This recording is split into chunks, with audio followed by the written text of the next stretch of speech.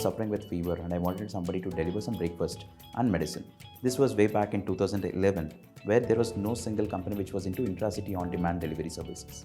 That's where I thought there is a market to chase, and I started digging down into validation of the problem. When I started this business in 2011, I did not have any proper tech support as such, so I started using Google AdWords to validate the market, and people used to reach me, and I used to go deliver to the customers and then ask if the problem was really big, and I used to ask how many times would they face such problem. I have spoke to multiple courier companies. There was no single company which was delivering documents on the same day within the city.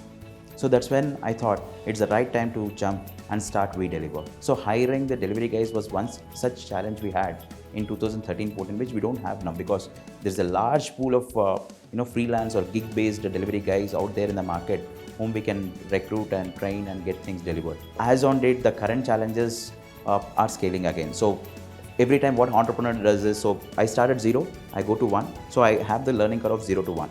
So 1 to 10, it's a different journey altogether. So, and that's going to be completely new. So 10 to 100, that's even more challenging, even more new. So currently I'm figuring out how to get into this 1 to 10 scale. In terms of deliveries, pre-COVID, we were doing somewhere around 4,000 to 5,000 deliveries a day. When the COVID has hit, that has gone down to 800. Now we are back to 8,000 now.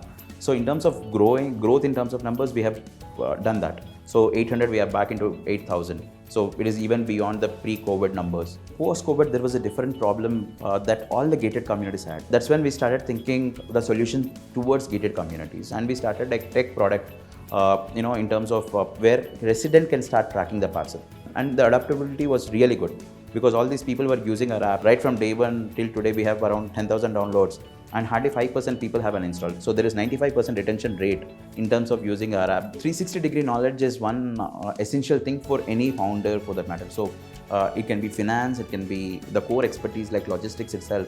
So GeoGenNext is one who was connecting us to the industry experts. So getting access to those people, getting their time just by writing to them on LinkedIn, that was not happening. So GeoGenNext helped us to reach out to the right people at the right time to answer right questions. Right? So that is one critical thing that any founder needs, at least in the initial phase when you are watering your idea. So if I water it wrong, then things will go wrong. So GeoGenNext was helping across all these phases. Any founder has to pitch to the investors. So my pitch to the investors was completely bad, because I was not into the presentation part of it. So Geo team has taken almost a good 3 days, full days, to modify the pitch or presentation that we had to present to the investors.